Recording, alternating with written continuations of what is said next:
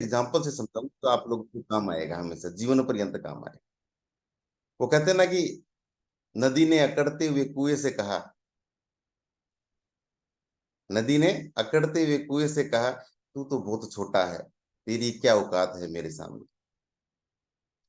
नदी ने अकड़ते हुए कुएं से कहा, तू तो बहुत छोटा है, तेरी क्या औकात है मेरे सामने। और कुएं ने विनम्रता से, शिष्टाचार से और क्या कहा कि सही बात है, आपका और मेरा क्या मुकाबला है, आपका और मेरा क्या मुकाबला है। मैं तो एक छोटा कुआं हूं, लेकिन ठहराव और भटकाव में फर्क होता है, ठहराव और भटकाव में फर्क होता है। आप प्यासे के पास जाती हो और प्यासा मेरे पास आता है, आप प्यासे के पास जाती हो और प्यासा मेरे पास आता है। आप ऊपर से नीचे की ओर गिरती हो इसलिए खारी हो जाती हो, और मैं नीचे से ऊपर की ओर आता हूं तो मीठा हो जाता हूँ। ये फर्क है, ये व्यक्तित्व है आपके कोच का, और हमेशा आपके साथ रहता है, जुड़ा रहता है, आपको तनाव से दूर रखता है वो व्यक्ति। इसलिए कोच को अहमियत देना बहुत जरूरी है हमारे जीवन में। जो व्यक्ति कोच को अहमियत नहीं देता है, वो आप सोच सकते हो कि आगे कैसे बढ़ेगा। आपके बच्चे अगर आपका कहना नहीं माने तो आपको कैसा महसूस होगा, कैसा महसूस होगा आप सोच सकते हो।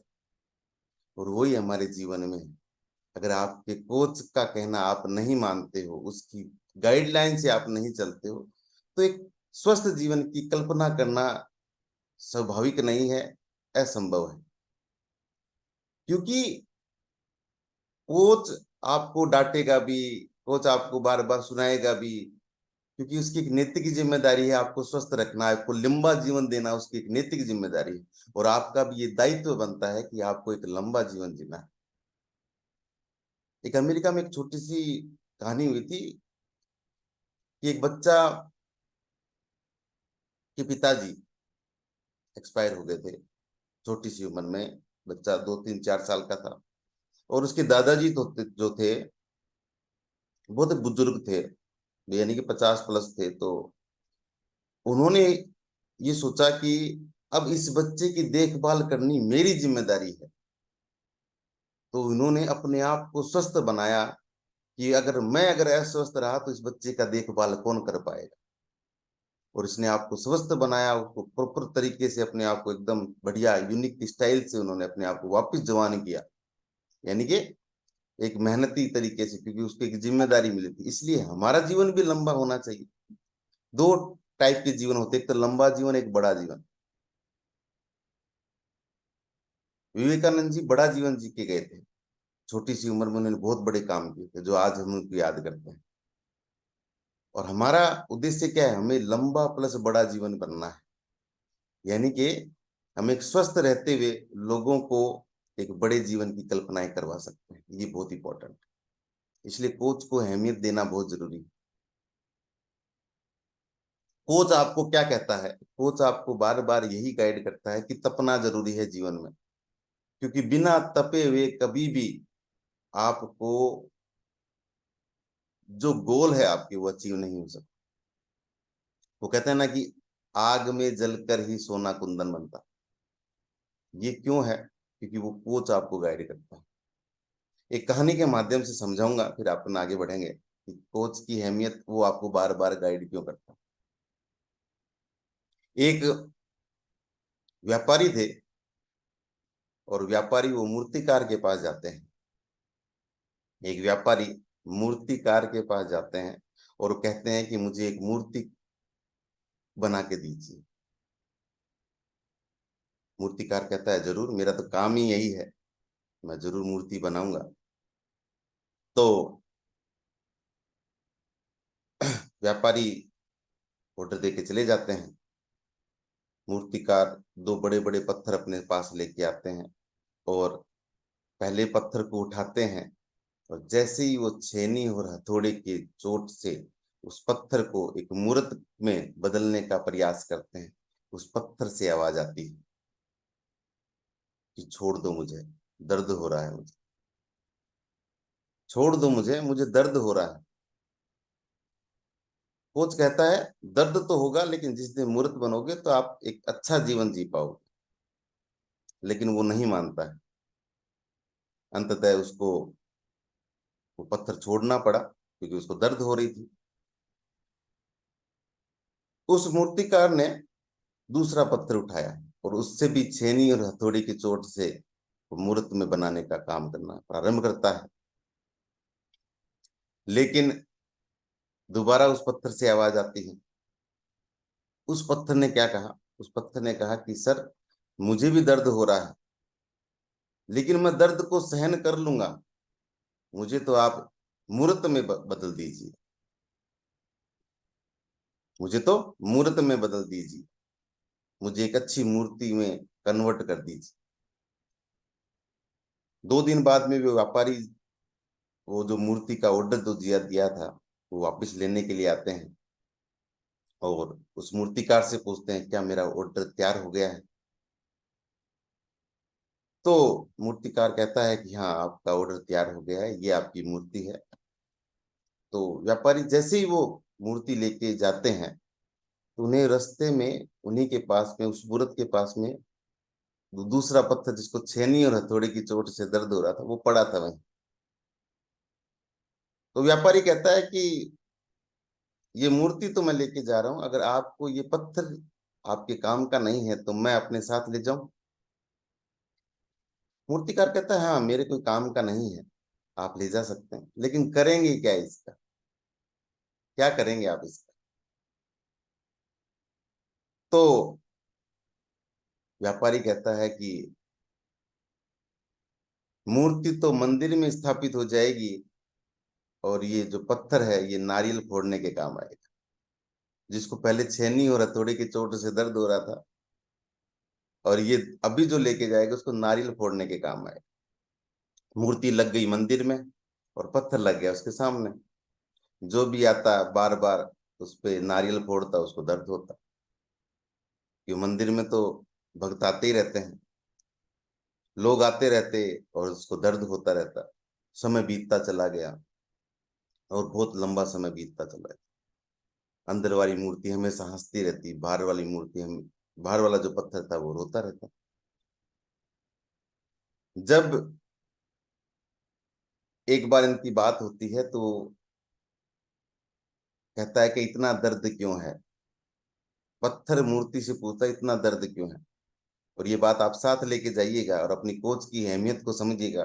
वो कहता है कि उस दिन अगर दर्द सहन कर लेता तो आज दर्द सहन करने की जरूरत नहीं। उस दिन वो दर्द सहन कर लेता तो आज दर्द करने की जरूरत नहीं थी। आज एक नई मूर्त, क्योंकि आज मैंने दर्द सहा है तो जिसका मैंने एक अच्छी मूर्त बन के अपने आप को एक अच्छा लंबा जीवन दिया है।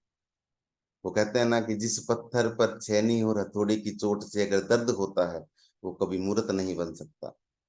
जो खेत हल चलाने से अगर दुखी होता है वो कभी अनाज पैदा नहीं कर सकता। जो गेस्ट, जो हमारे लोग हैं, हमारे कहने पर उठते नहीं हैं वो कभी स्वस्थ नहीं हो सकते। इसलिए माँ बाप, गुरु, एक कोच आपको डांटते फटकारते जरूर हैं, बार बार कहते जरूर हैं, लेकिन वो क्यों कहते हैं? क्योंकि उनको वो प्रेरणा ही मिलती है हम उनसे कि हम एक आगे बढ़ सके, हम एक स्वस्थ जीवन जी सके। ये हमारे लिए इम्पोर्टेंट। अगर वो इन चीजों को बार बार आपको नहीं बताएंगे तो आप उस चीज को समझेंगे ही नहीं, और समझेंगे नहीं तो स्वस्थ नहीं होंगे, और स्वस्थ नहीं होंगे तो एक कोच की जो नैतिक जिम्मेदारी है कि आपको एक स्वस्थ, एक शानदार जीवन देना है, तो कैसे दे पाएंगे? इसलिए बार बार आपको टोकते हैं, बार बार आपको गाइड करते हैं, बार बार समझाते हैं, और आपको कहीं ना कहीं ये लगता है कि मुझे दुख होता है कोई व्यक्ति जो बार बार कहता है। दुख नहीं करना है। हम अगर बच्चों को बार बार टोकेंगे नहीं तो बच्चे समझदार नहीं बन पाएंगे, और बार बार एक चीज पे भी टोकते रहे तो बच्चे ज्यादा बिगड़ जाएंगे।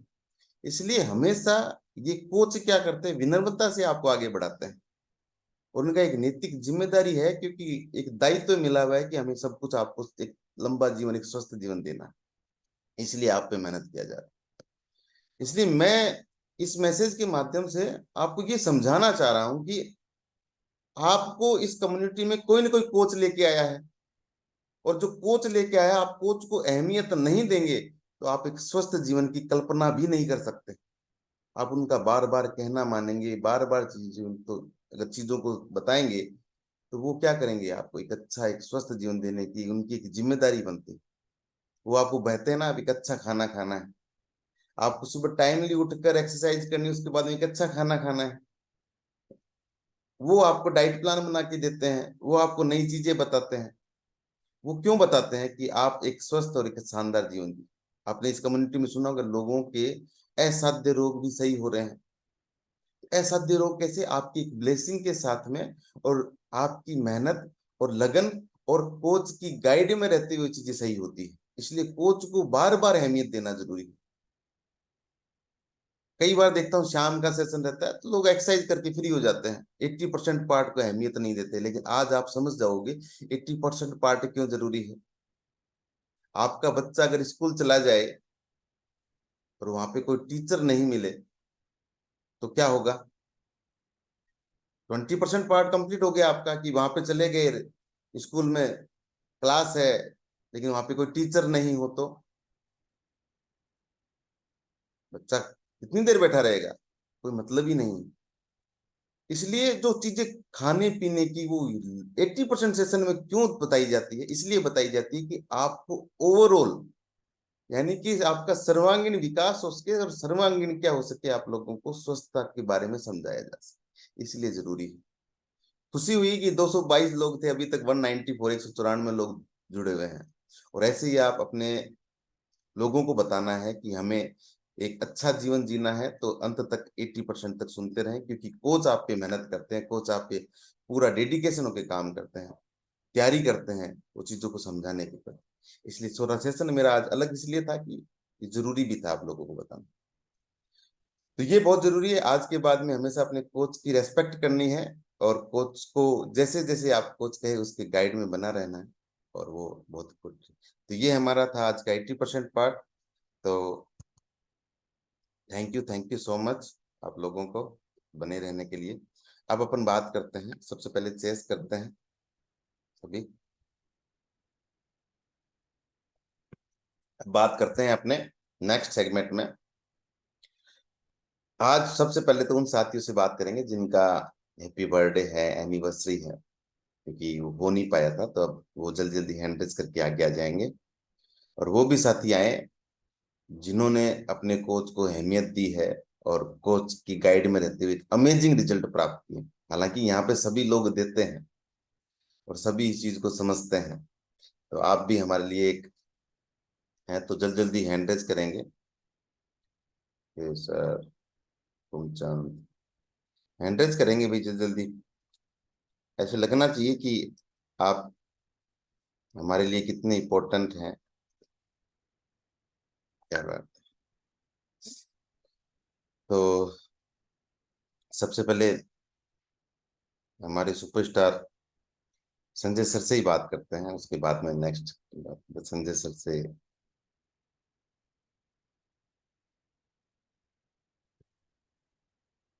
Good morning Satpal sir and good good morning. Morning everyone. Good morning sir, good morning sir. कैसे हैं सर? मैं बढ़िया सर, आप बताइए। बस बढ़िया सर। तो सर आपको तो इस कम्युनिटी में सब जानते हैं, और आप इस कम्युनिटी के नींव हैं, तो आप स्वयं ही गाइड करें सर। हम तो क्या पूछेंगे सर आपसे। सर मैं बताता हूँ, एक्चुअल में कुछ नए साथी भी है ना, तो मेरा नाम संजय कुमार मेघवाल है और मैं बीकानेर राजस्थान से बिलोंग करता हूँ। पेशे से गवर्नमेंट जॉब में हूँ और ऑडिट करने का काम है मेडिकल डिपार्टमेंट में। मैं बैठे बैठे खाने पीने की हैबिट जब बिगड़ गई तो बहुत ज्यादा ओवरवेट हो गया था, और ओवरवेट होने के कारण ही इस कम्युनिटी से जुड़ा था कि आया था वेट लॉस करने के लिए। और कुछ हेल्थ इशू थे जो मेरे को लगते भी नहीं थे कि हेल्थ इशू है, जैसे स्किन की प्रॉब्लम थी, सर्दियों में स्किन ड्राई हो जाती थी। मेरे फीमर का ऑपरेशन हो रखा था 2012 में, तो उसका सर्दियों में जब भी सर्दियां आती या बादल होते तो पैर दर्द करता था, खराटे आते थे, बहुत सारी और भी दिक्कतें थी। तो इसकी वजह से मुझे ये दिक्कतें तो दिक्कत लगती नहीं थी, वेट का ही था इशू, और वेट कम करने के लिए आया। शुरू के 3 महीनों में मैंने अपना 18 किलो वेट लॉस किया। और जब पहले महीने 5-4 किलो वजन कम होता है ना, तो सही कहा, आज का सेशन जो मैं बताता हूँ उसी पे ही आज बात करता हूँ कि जो पहले महीने मेरा वेट कम हुआ, उसके बाद मेरे को थोड़ा सा कोच के ऐसा लगा मुझे कि मेरे कोच ने क्या है, मेरे मेरे को तब आने लग गया। और मेरे कोच से मैं वो फोन करते मैं उठाता नहीं, कई बार क्या है ऐसा होने लग गया। तो उसके बाद में क्या, अगले महीने ठप हो गया, अगले महीने वापस रुक गया। और ये होता है सर, ये मानव का स्वभाव है कि जब एक बार इंसान कुछ पा लेता है या कुछ अचीव कर लेता है ना, तो ऐसा लगता है कि हमारे को ऊपर वाले की जरूरत नहीं है। और यही होता रहा मेरे साथ। फिर मेरा रिजल्ट रुका, मैंने फिर वापस दोबारा से अपने कोच से बात की, तो उन्होंने मुझे गाइड किया और मेरा जो प्लेटो था उन्होंने तुड़वाया। और उसके बाद में मैंने हमेशा अपनी कोच की गाइडेंस में ही काम करता रहा और मैंने अपना अमेजिंग परिणाम लिए। उसके बाद जो वेट लॉस हुआ, तो मेरे मेरे को देख के मेरी वाइफ ने भी ज्वाइन किया और वाइफ ने 12 किलो अपना वेट लॉस किया।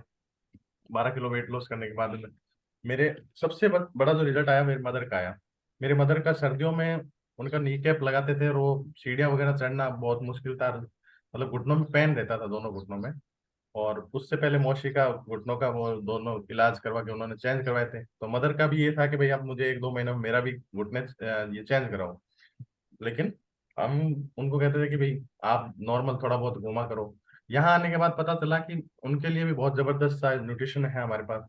तो मैंने उनको देना शुरू किया, शेक स्टार्ट करवाया धीरे धीरे। उन्होंने चाय बहुत ज्यादा पीते थे, चाय को उन्होंने रिप्लेस करवाया मैंने एप्रेस से। तो उनका इतना अमेजिंग परिणाम रहा सर कि अब वो नी कैप में नहीं रखते। और उसके अलावा वो सीढ़ियाँ चढ़ते हैं तो वो तो चढ़ ही लेते हैं, दिन में 10 बार चढ़ते हैं। और रस्सी कूदते हैं वो 100 काउंट तक, मतलब कंटिन्यू रस्सी कूद सकते हैं। और एनर्जी इतनी जबरदस्त हो गई, जबरदस्त लाइफ हो गई। तो मुझे अब ऐसा लगता है कि मेरे रिजल्ट से कई बड़ा रिजल्ट मेरी मदर वाला था।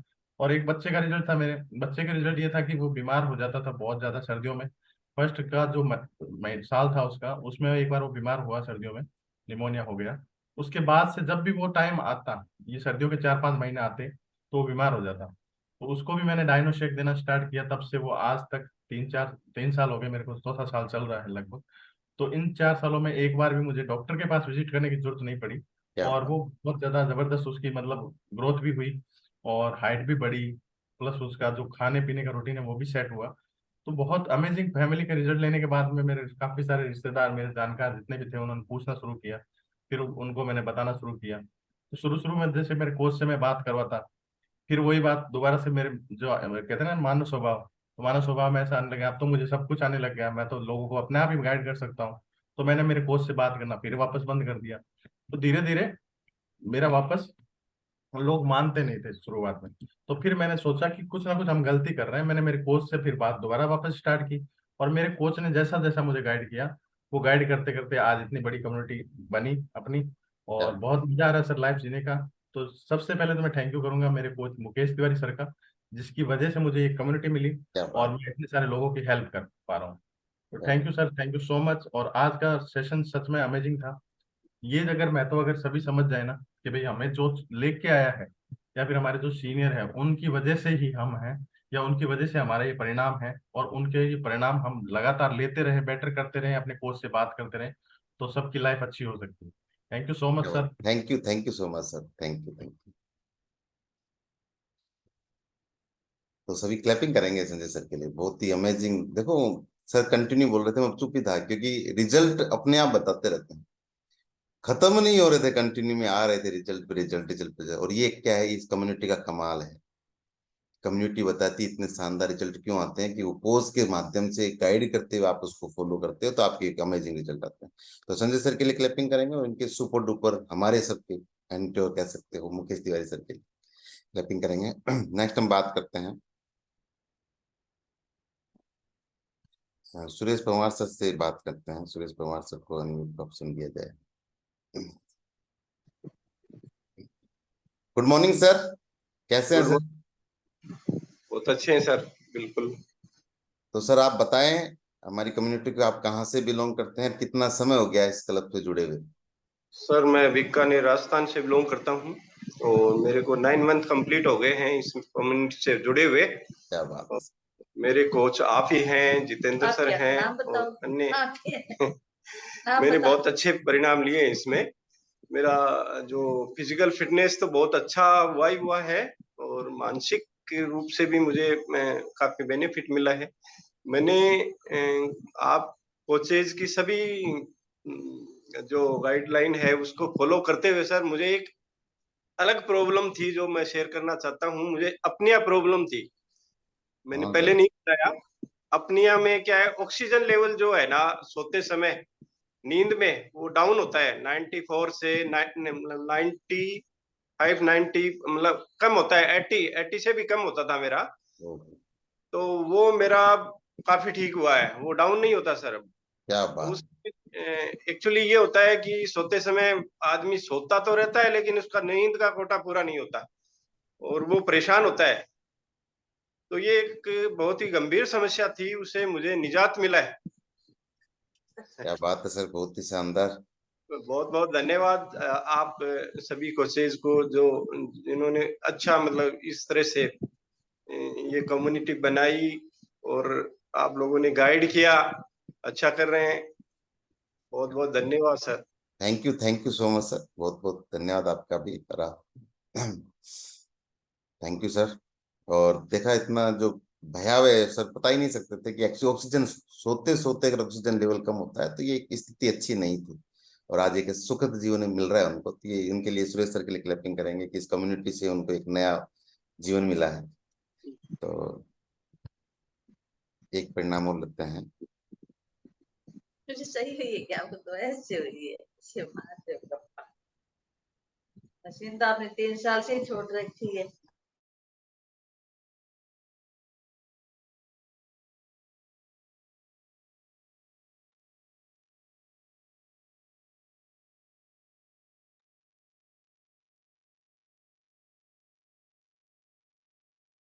सुनीता मेहर मैम को अनम्यूट का ऑप्शन दे।